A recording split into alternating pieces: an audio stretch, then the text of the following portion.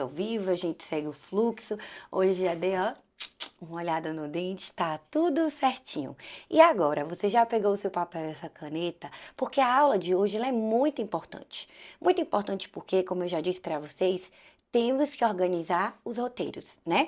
Eu tava procurando, a gente finalizou a aula de ontem. Isso aqui, gente, eu ganhei, na verdade. Eu fiz esse checklist. Eu tenho um checklist de planejamento matrimonial, planejamento sucessório, de todas as demandas que eu atuo.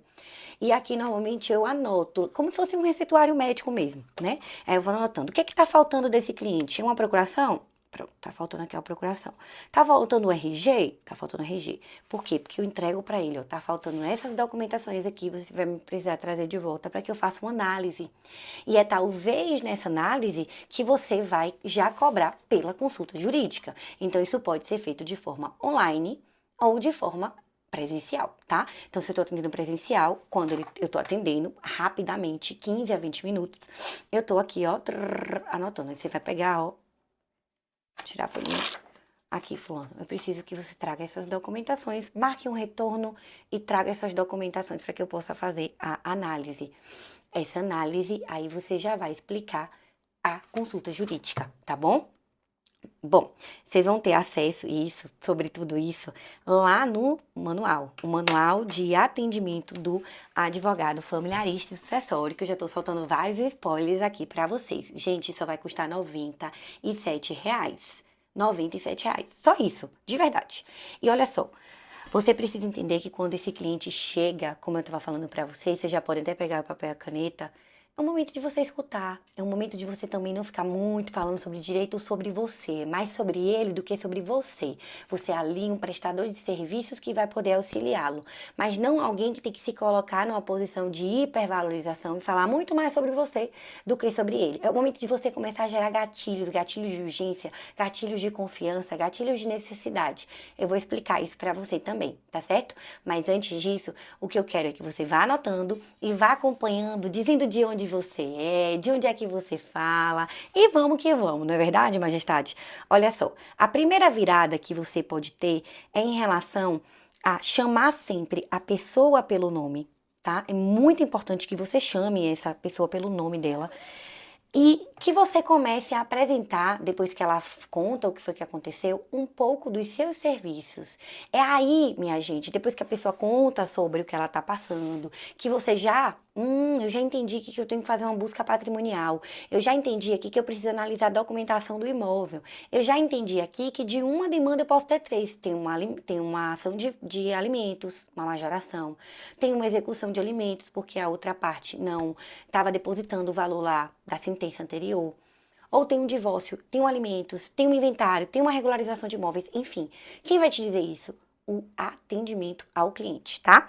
Ó, essa notificação aqui, por exemplo, eu sabia que dessa notificação viria uma futura ação de despejo. É uma demanda que tem um planejamento sucessório que a gente estava tentando resolver de forma extrajudicial e que vai para o judicial com toda certeza. Então é muito importante que vocês tenham uma nota em relação a isso, tá certo? Muito, mas muito, mega, mega, mega importante. Tá? Então, aqui, ó, eu já sabia disso, eu construí a ficha do atendimento ao cliente. Hoje eu coloquei tudo aqui em cima da mesa, né, para que a gente pudesse compartilhar. Então, sempre chame a pessoa pelo nome e apresente os seus serviços.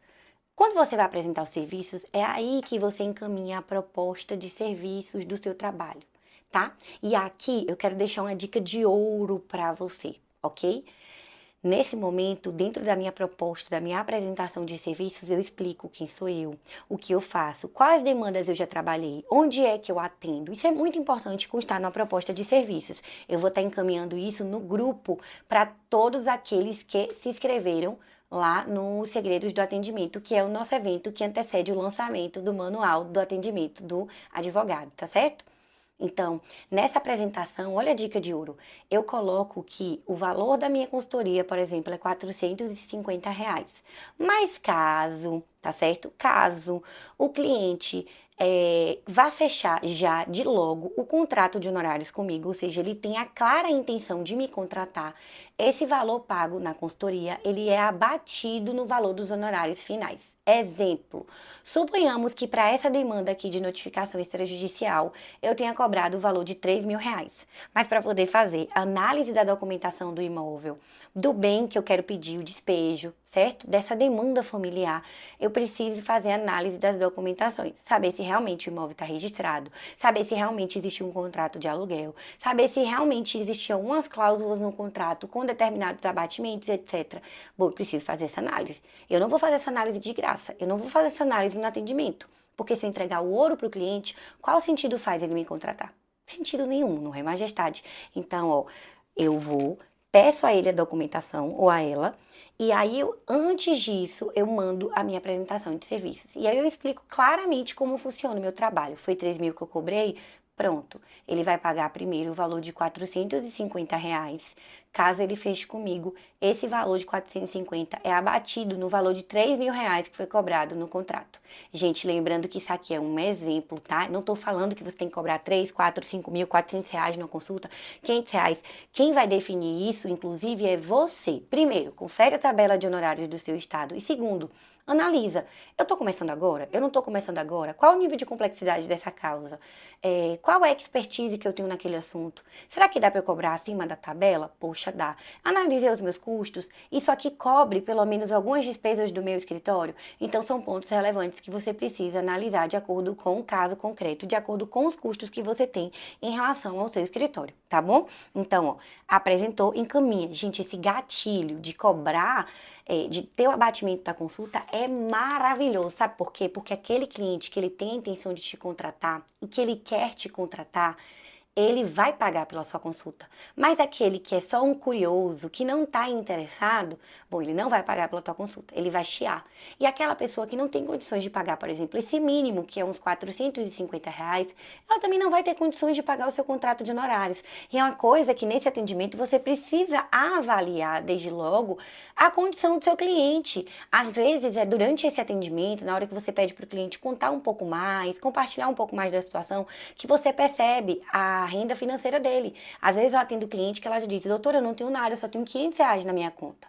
Se ela tem R$ 500 na conta dela, como é que eu vou pedir para ela R$ 450? Como é que ela vai comer? Como é que ela vai beber? Então, talvez não seja os 450, talvez seja menos que 450. E aí eu posso aumentar uma porcentagem, eu posso tentar ver um outro nível de parcela com ela, eu posso tentar ver se ela não consegue um valor com alguém, com a irmã, enfim. Eu tenho que fazer pelo menos receber esse valor de entrada. Demanda de família e sucessões são demandas complexas, ainda que a gente atue com extrajudicial.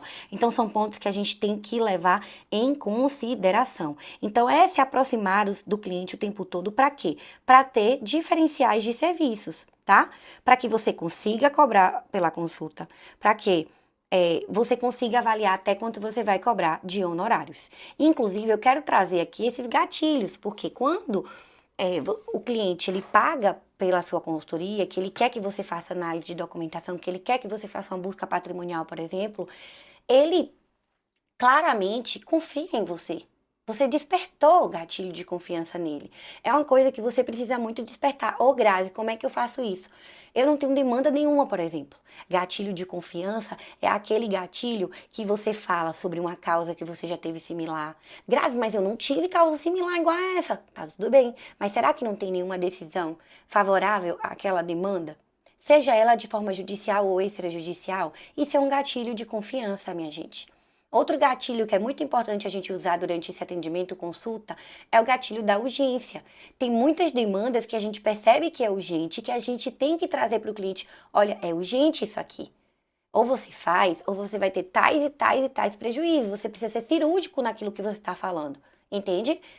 Por quê? Porque é como se fosse uma cirurgia de emergência. Isso é um ponto fundamental e crucial para a tua demanda, para que o cliente, e outra, você tem que botar isso na sua cabeça, o cliente, na maioria das vezes, ele não pode sair da sua consultoria ou do atendimento, presencial ou online, sem assinar o contrato de honorários. Você tem que fazer de tudo para que ele assine o contrato ali. E nunca fique falando, qualquer dúvida eu estou à disposição, tá certo? Qualquer dúvida me procure. Vamos marcar, vamos fazer não sei o quê. Não. Inclusive no manual de atendimento, eu já estou criando esses roteiros para que você já saiba como responder. Não é vou tirar qualquer dúvida sua. Você não tem que estar também 100% à disposição. Vamos marcar. Qual o melhor horário para você? E não é estar à disposição. Qual dia, qual o melhor horário? Venha para cá, vamos resolver, tá? Tem que fazer, tem que correr atrás. É trazer mesmo, principalmente se for algo desesperador. Claro, você também não vai assustar a pessoa, vai querer matar a pessoa, nem nada nesse sentido. É tudo de forma ética e justa, minha gente. De forma ética e justa. Vai anotando aí quais são os gatilhos que eu já falei, tá? Não se esquece disso. Uma outra coisa também, minha gente, é ele precisa falar com o irmão, ele precisa falar com alguém. Chama essa pessoa para poder participar do atendimento. Chama essa pessoa para poder participar da consulta. É um ponto importante, tá? Muito importante. Então, que vocês já devem colocar em prática, na prática da advocacia de vocês. E é claro que tem perguntas que vão ter que ser feitas durante o atendimento. Vai ser na nossa próxima aula, eu vou compartilhar com vocês. E na próxima aula, eu já quero que vocês também coloquem um despertador, porque na segunda-feira, dia 17, a gente vai fazer o lançamento do Manual do Atendimento do Advogado. Vem, é coisa boa por aí. E eu quero que vocês utilizem esses roteiros, tá? Inclusive, deixa eu mostrar aqui um spoiler para a aula de amanhã. Olha só. Deixa eu abrir aqui no Good Notes, que eu sempre deixo, né? Eu sempre mostro isso para vocês. Olha só como é que tá ficando aqui o atendimento. Olha só. Tá vendo aqui, ó? Tá vendo? Ó, roteiro do atendimento, vem um rol da documentação, vem inclusive aqui falando, minha gente, quais são os links que vocês precisam entrar, justamente para vocês criarem essa posição de maneira estratégica. Olha aqui, atenção a alguns artigos que eu coloco para vocês, algumas súmulas, algumas jurisprudências, algumas decisões do STJ e do STF, tudo que for possível vai estar aqui, ó. Olha só, tá vendo aqui? Eu coloquei, por exemplo, nesse inventário.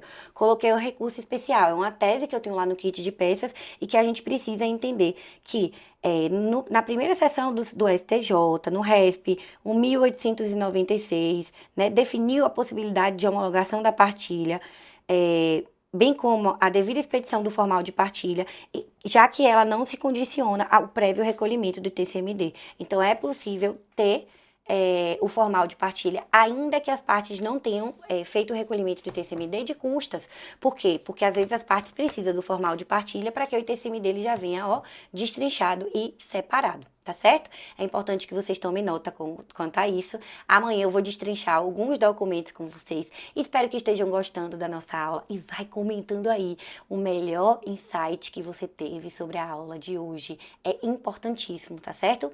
Um beijo, até a próxima. Ah, e não esqueça de tirar a print e me marcar não, viu, gente? Hoje, graças a Deus, não tem orégano. Não tem orégano. Tchau, tchau.